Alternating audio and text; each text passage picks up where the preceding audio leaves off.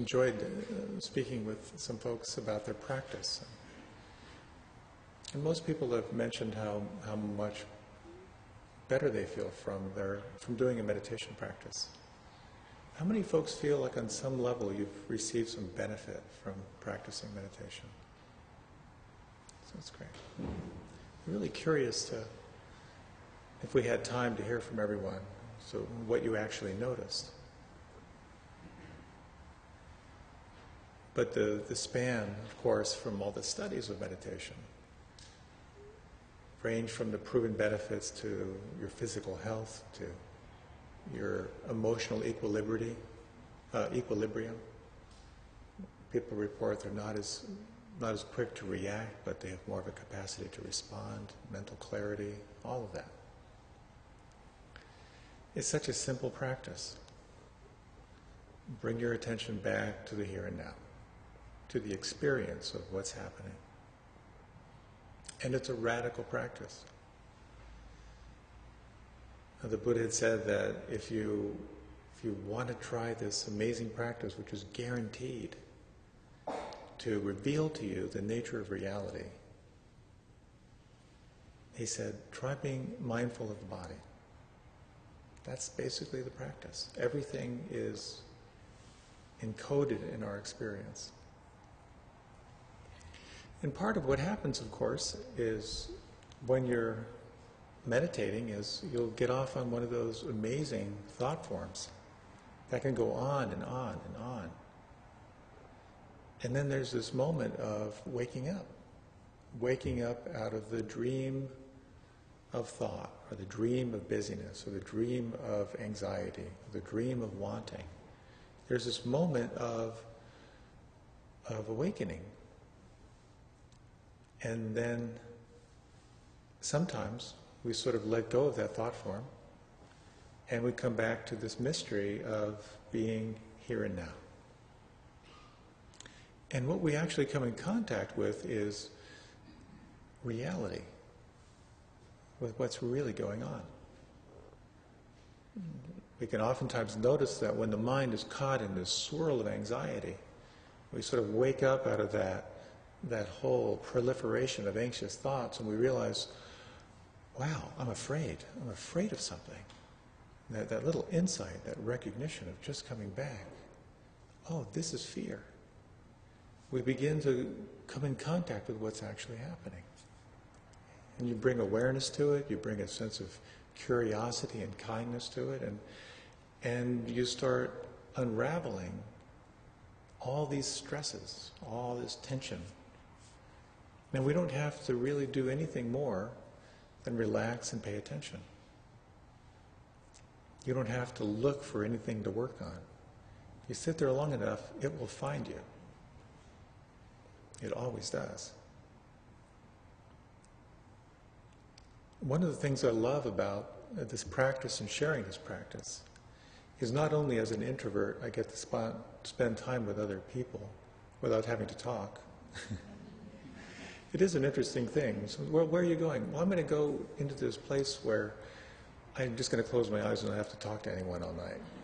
You know, it's a reflection of a certain personality type, I think. But I think in my own practice, I have come in more contact with what's real, and I have learned some skillful means of how to be with what's real. And that's the essence of what the Buddha taught from his own experience of awakening. These four fundamentals, these unshakable truths, that if you take human form, you will experience stress and fear and unpleasantness and suffering. The second realization that there is a cause for it. Anything where you feel stress, unsteadiness, unsatisfactoriness, there's a cause. And it has to do with attachment, an inability to let go. The third truth, that you can actually let go. It's actually possible to let go of what you're holding on to. A sense, whether it be a sense of false identification, whether it be a sense of holding on to something or locked into some form of aversion, it's possible to let it go. And the fourth truth, that there are technologies and practices and restraints and observations that will help you dramatically find freedom where you couldn't find freedom before. So the topic of tonight's little thing here is on the heavenly messengers. These are referred to as the 4 heavenly messengers that are guaranteed to wake you up. If you let them in, if you pay attention to them. And as I thought about my talk on the way down here, I decided to completely scramble it. So what I wanted to talk about first is part of looking at how we can transform our relationship to death. What I'd like to talk about what are called the 5 daily recollections. 5 things to remember that will put it all in perspective for you. I'd like to talk a little bit about the origins of the teachings of the 5 heavenly messengers and how we can actually use this to really shift our relationship to death or impermanence. Then if there's time, I thought I might talk a little bit about the 4th messenger, which is this whole aspect of letting go or renunciation.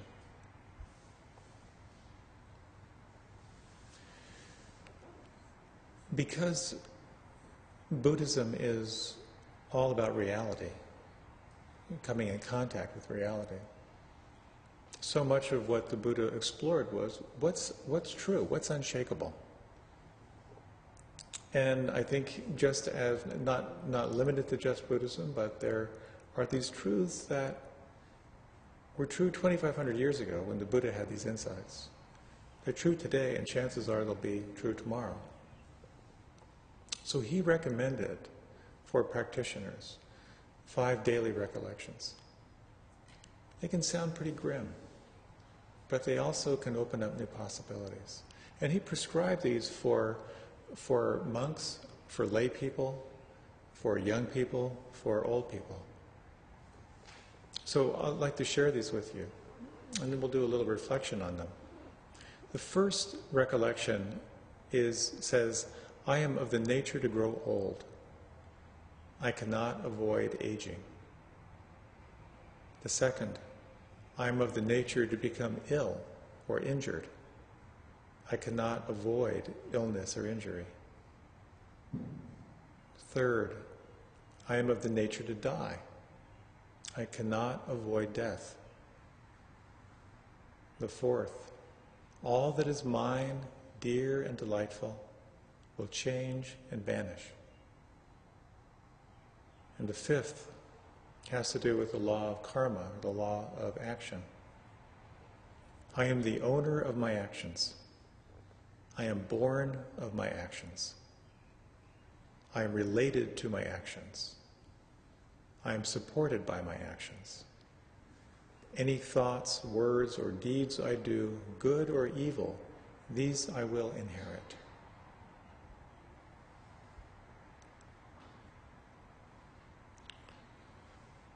In these 5 daily recollections, we come into a very deep understanding of impermanence. When you reflect on these, you realize that, yes, this body, as everyone, will grow old and will die, will become injured. Everything is in constant flux. Everything that you hold dear will vanish one day. And to recognize that you are the inheritor of your karma. You are the result of causes and conditions. The causes and conditions of your culture, the causes and conditions of your primary caretaker's personality types, those you grew up with, all the choices that you made in life, you are the inheritor of all of that. Those are the cards that you have been dealt. And I know there are times it's very, very helpful to recognize, okay, this is it. This is what I'm working with. The second part of that equation is recognizing that you are the creator of your karma. That what you do in your life now has an effect on the future. Any thoughts, words, or deeds that you do, good or bad, you will inherit those.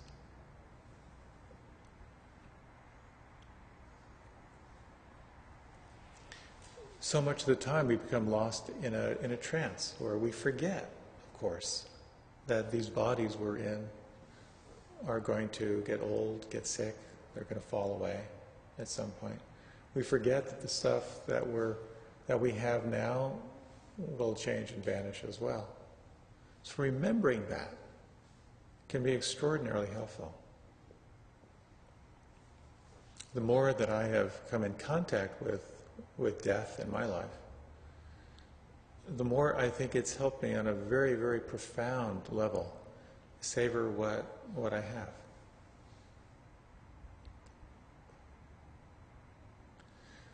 The classic story of the Buddha, just to briefly mention it, is that he had a sheltered life, a very privileged life, and he was actively protected. His father was told by an astrologer, "Your son will either be a great king or a great spiritual teacher." And he said, "I prefer king." So he did what he could to protect his son. And one day when he was out, he saw a very old man with gray hair and no teeth, and he was shocked. He had never seen an aged person. Another time he saw someone who was ill. They were unable to move. They were so ill. Another day he saw a body on a bier being ready to be cremated. All of this was a shock to him. And he asked his guide, he said, "Is everyone subject to this? What makes a person dead?" When he asked that question, his guide said, "Well, they can no longer speak, move, act, or think." And he was so shocked to recognize that this is inescapable. As he said, we're in a burning house, and we forget. So these three heavenly messengers were quite shocking to him. And then the fourth heavenly messenger, he saw a monk. He saw a man living very simply with his alms bowl, and he had a quality about him. He had an ease and a light about him, and he was so taken with this man that he insisted he go to talk with him. And he had this animated talk with this man when he sensed how happy he was, and he saw that this man was on a quest to find a place of freedom beyond sickness, old age, and death. And that's what inspired him. That's what sort of gave him the confidence to explore what it means to be truly free. And of course, we've all had that experience. Think of all the times that you have been touched in some way. The times when you've been really, really sick. Times when you have watched someone close to you get old and watch their facilities just fall away. Perhaps the times when death came unexpectedly to a friend or maybe someone in your family. Or someone your own age. When that happens.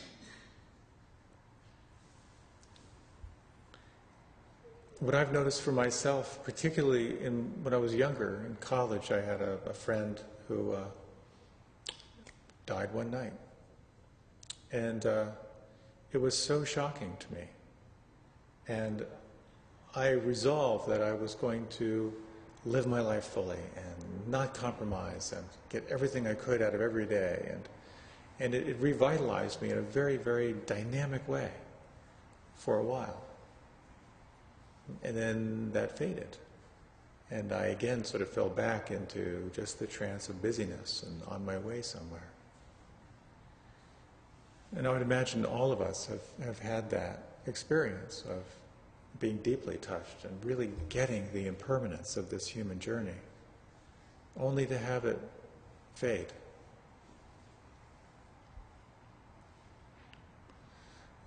So these 5 recollections can be a very helpful way of remembering what's here.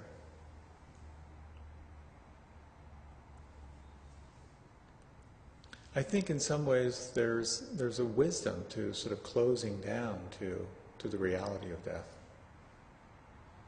We might get paralyzed by the vastness of the mystery of the journey. And as I was thinking about this, I was reminded of a poem by Robert Frost, where you may be familiar with it. It's called Out, Out. And it's the story of a family who are at the end of a day in the winter, they're cutting wood, and sister calls her brother in, and he accidentally cuts off his hand with the saw. And the poem ends this way. The doctor put him in the dark of ether. He lay and puffed his lips out with his breath. And then the watcher at his pulse took fright. No one believed. They listened to his heart. Little, less, nothing. And that ended it. No more to build on there. And they, since they were not the one dead, turned to their affairs. In that poem, he speaks about sort of like the grim, stark reality that when you are trying to survive, living in the woods, there is no time to grieve because you're so busy surviving. So there is an element of attending to this life. There's also a certain aspect of remembering its impermanence. So death is such an uncomfortable topic. It's one that we don't linger on. And it reminded me, of course, of how all the jokes we make about death. You may be familiar with the Lena and Ole jokes from the elderly couple from Norwegians from upper Minnesota. There's one story where Ole is lying on his deathbed, and he smells apple pie, his favorite apple pie, coming from the kitchen, and he knows it's the end. And he calls his granddaughter in, and he says, "If you could just have Lena cut me a slice of pie, just so I could taste that, because I know I'm going to die tonight." And the granddaughter left and came back, and she said, "Grandma said you can't have it. It's for the funeral tomorrow."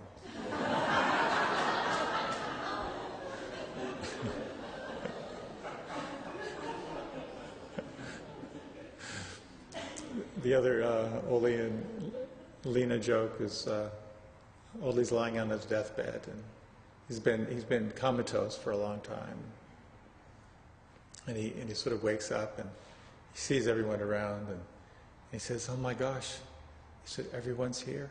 He said, "Yes." He said, "The kids are here?" "Yes." "Ole, the kids are here." He said, and my brother and sister are here?" He said, "Yes, they're here too." He said, and the neighbors, they're all here too?" He said, "Yes, they're here too." "Well, then why's the light on in the kitchen?" One more.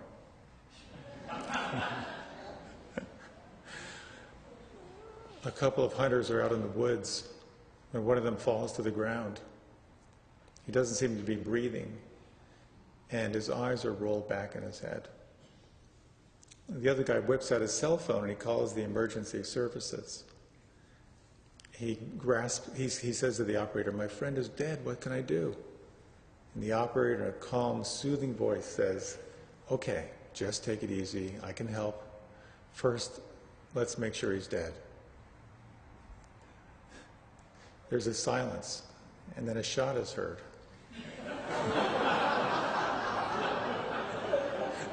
You're getting ahead of me. The guy's voice comes back on the line and he says, "Okay, now what?"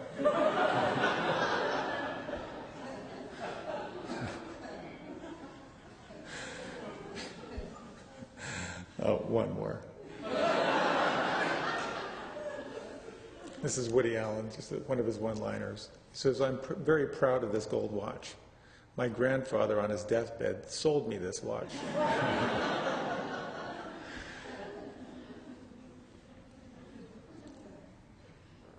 So we have so many ways of being with the reality of death. And yet each one of us is touched by it. For the last few years, there's been a fair bit of death in my family. My mother died, my father now has kind of full-blown Alzheimer's. We have 3 dogs in our immediate family that died. Yesterday, we had a dog die just maybe a month or so ago. And I've really come to realize that, for those of who are left living, when we experience grief, how grief just comes in waves. There's a thought or a smell or a sound, and suddenly we remember that which was so close to us.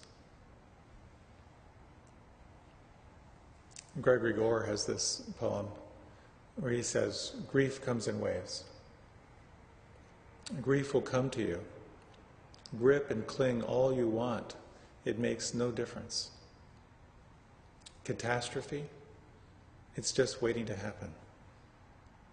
Loss, you can be certain of it. Flow and swirl of the world, carry along as if by a dark current. All you can do is keep swimming. All you can do is keep singing.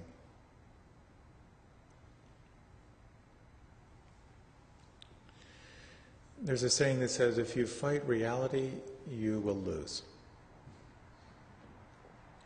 And I imagine that for each one of us, having lost someone close to us, it is a challenging process of letting go, of watching someone age, watching their faculties disband. For myself, a phrase that came to me as I was trying to support my parents who went through kind of a slow, pretty agonizing process in their parting, was to practice wholehearted cooperation with reality.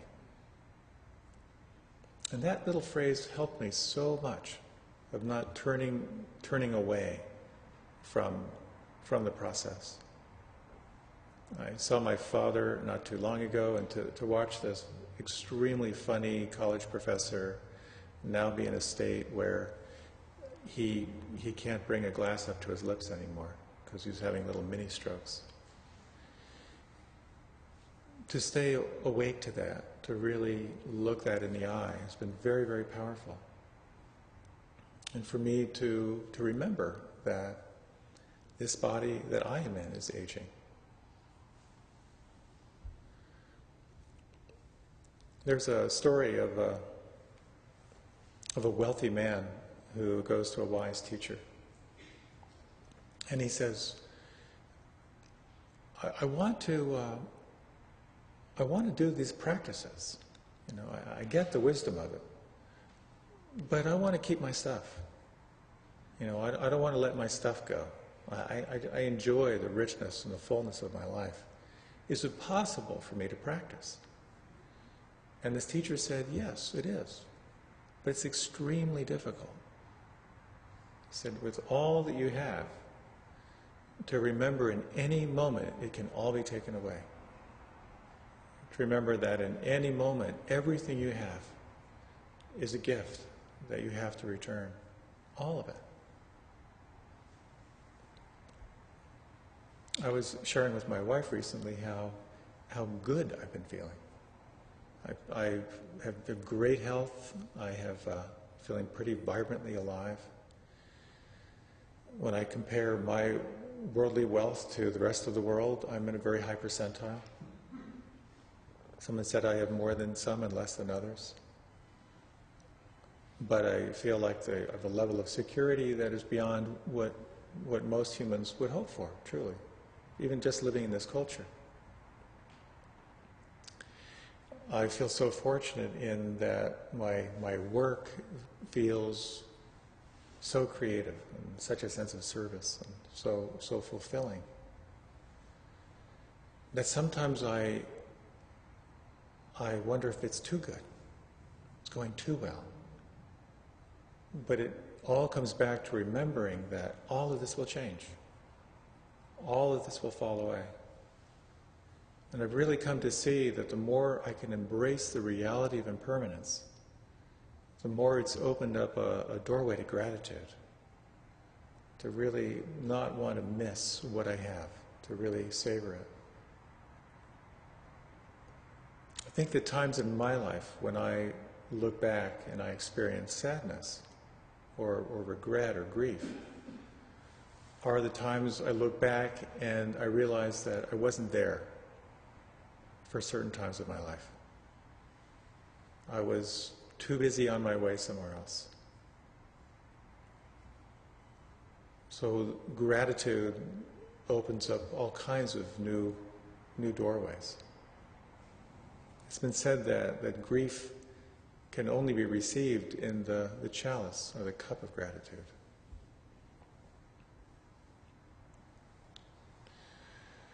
So ultimately, what these heavenly messengers remind us of, and what the 5 recollections remind us of, is the reality of impermanence. How everything is in constant change. And that leads to the reality of suffering.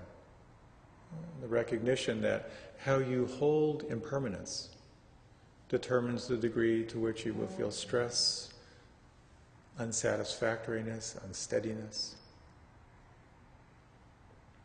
And the recognition of the 3rd characteristic of reality, that the self, this relative conditioned self, will all fall away. That when we look for a self, that self is also imbued with impermanence. Anything born of causes and conditions will change and fall away. So in recognizing impermanence, we can awaken something inside of us which is beyond change. Perhaps awareness itself. Perhaps we can call it simple cognizance. But I thought I might lead a little meditation on impermanence. So if you like, you can close your eyes.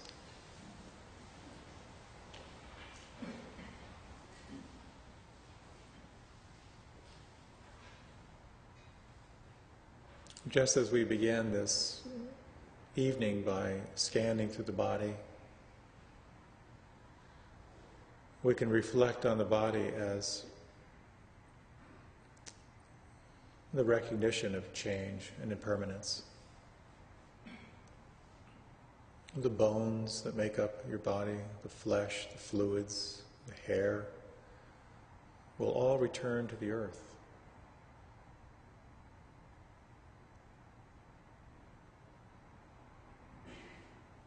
The watery parts of your body will evaporate and come down as rain.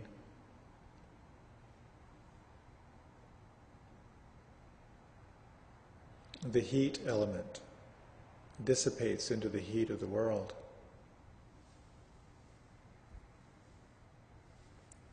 And the space, the cavities, return to the space around them.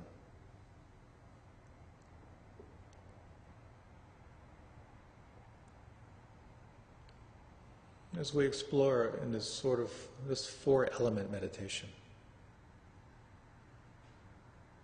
you might sense the element of earth, the heaviness, the weight, the tongue against the teeth.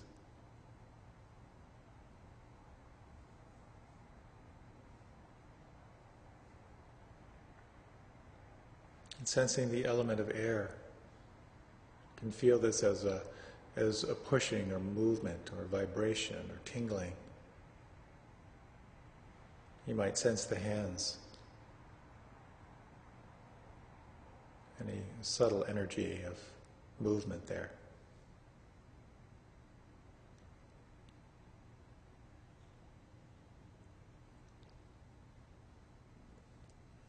And sensing the element of water, the saliva in your mouth. Perception of fluidity or liquidity, moisture on your eyes.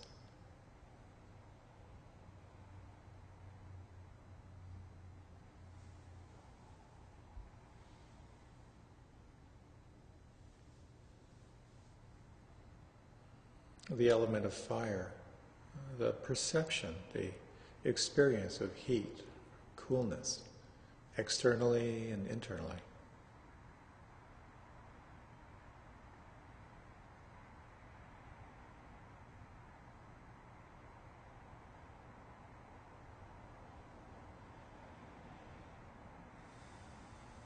And the element of space, imagining the sinus cavities in the head.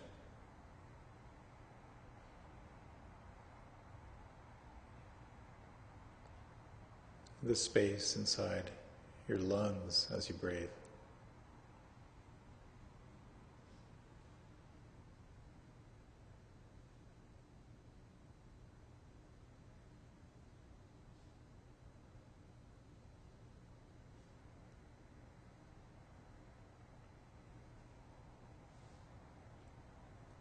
In this recognition of impermanence, of change,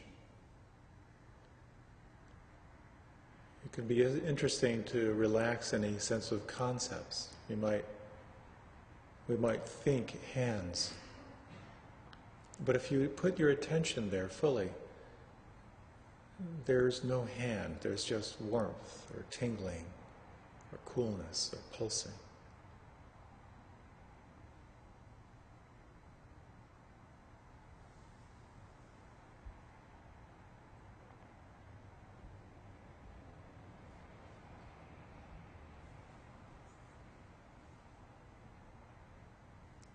You might just sense over these next few minutes, recognizing how intimately you can feel or acknowledge that which is shifting or changing or moving. The realm of sensation, the arising of thought forms,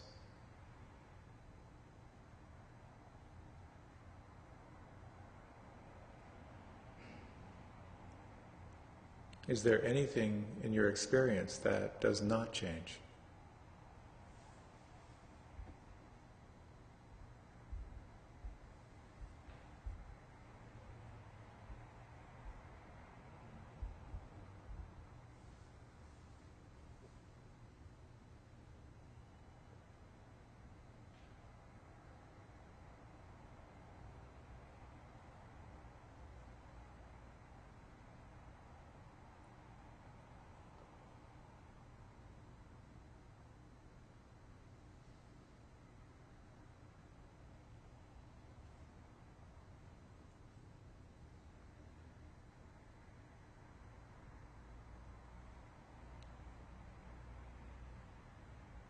Reflecting on these 5 recollections, just letting them resonate in your awareness. I am of the nature to grow old. I cannot avoid aging.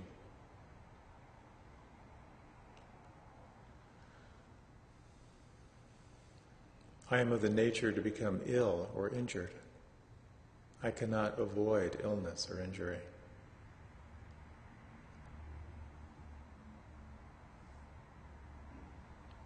I am of the nature to die.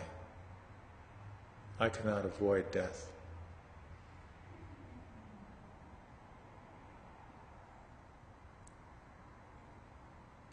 All that is mine, dear and delightful, will change and vanish.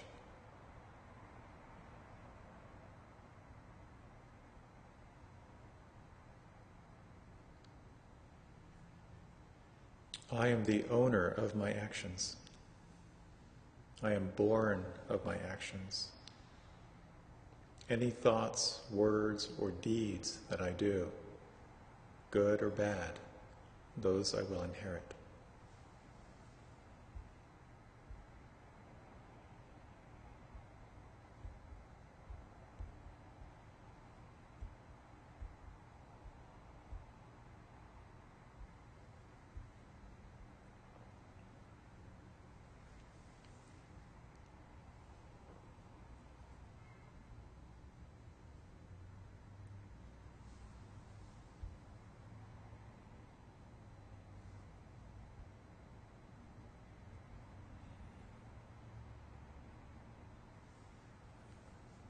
Gently deepening the breath.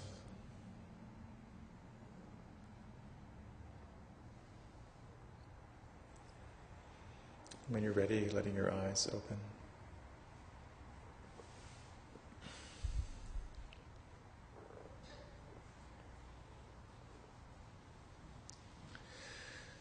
So what arises out of practice is an element of wisdom, the capacity to recognize what's real, to recognize what's true.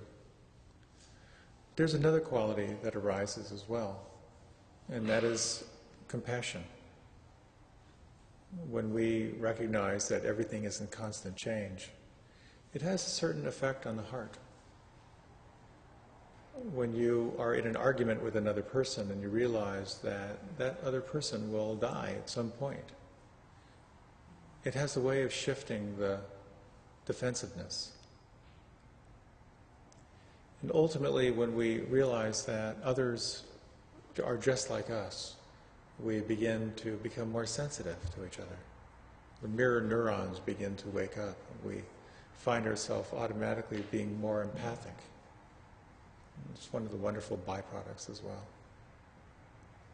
Carlos Castaneda said his advice was to think of having death on your left shoulder as your advisor. That's a wonderful thing when I remember, which is not that often, when I have a decision to make, to sort of think of that advisor sitting on my shoulder, to clarify what's really important, what are really the most important things.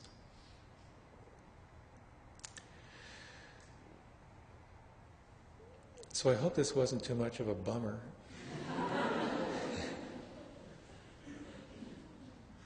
We've got a few minutes. If anyone has anything you might like to share, any questions or observations, either about this topic or about your practice, or anything at all.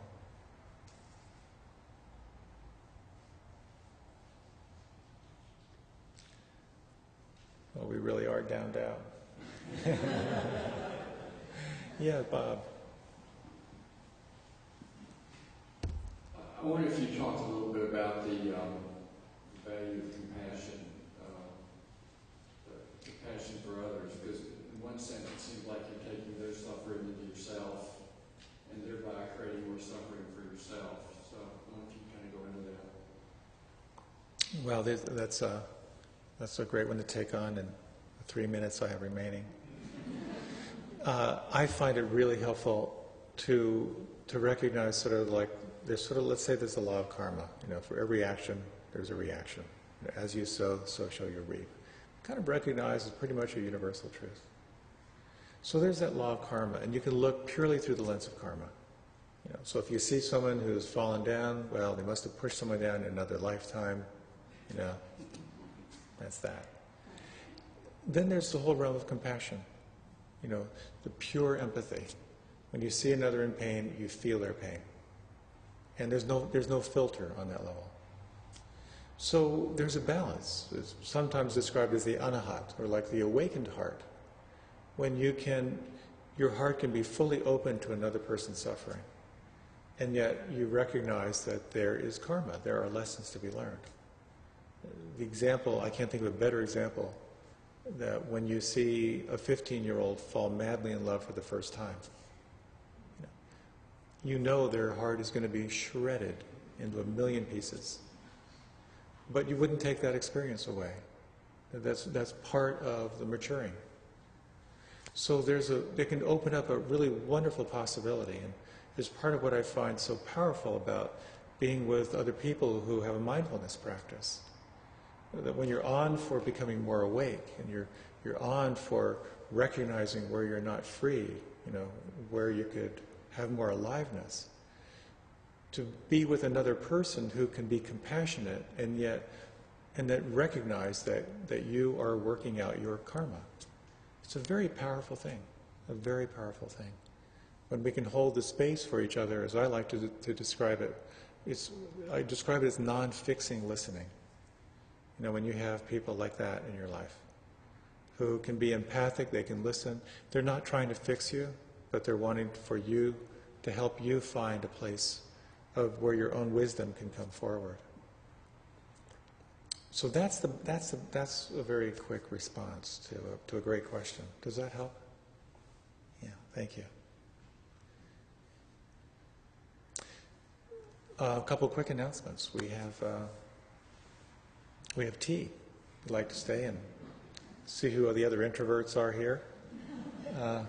That would be fun. I want to thank those that made that possible. If you'd like to be on the email list, you can sign up in the back.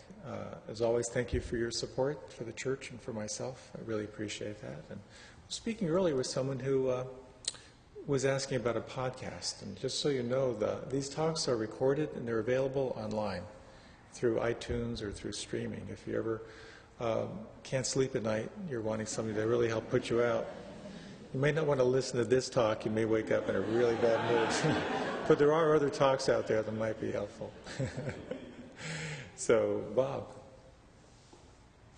Well, you know, we still have some things that Mo left with us last week for his internet.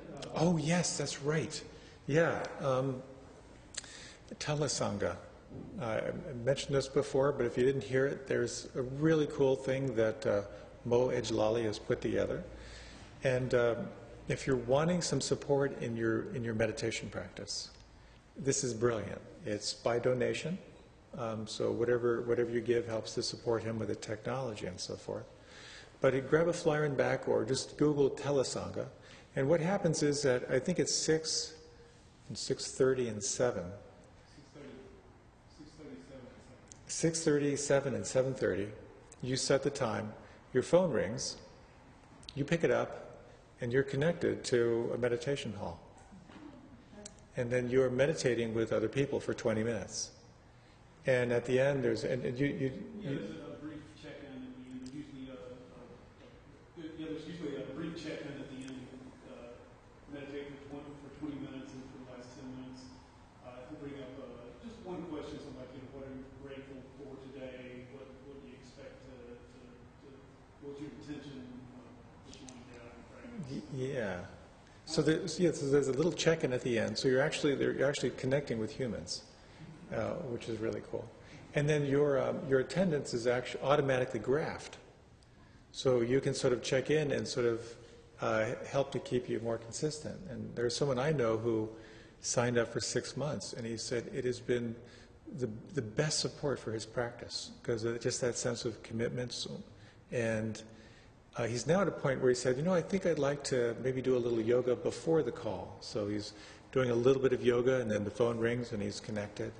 And I think it's had like an 85% participation rate, something like that. So anyway, consider that, because the practice, understanding sort of the overview and the principles will come so much more alive through your direct experience. It's really all about your direct experience. So thanks for mentioning that, Bob. So enjoy your evening. May you and Impermanence have a great evening together. If you'd like to stick around, we'll have some tea out there as well. Thank you.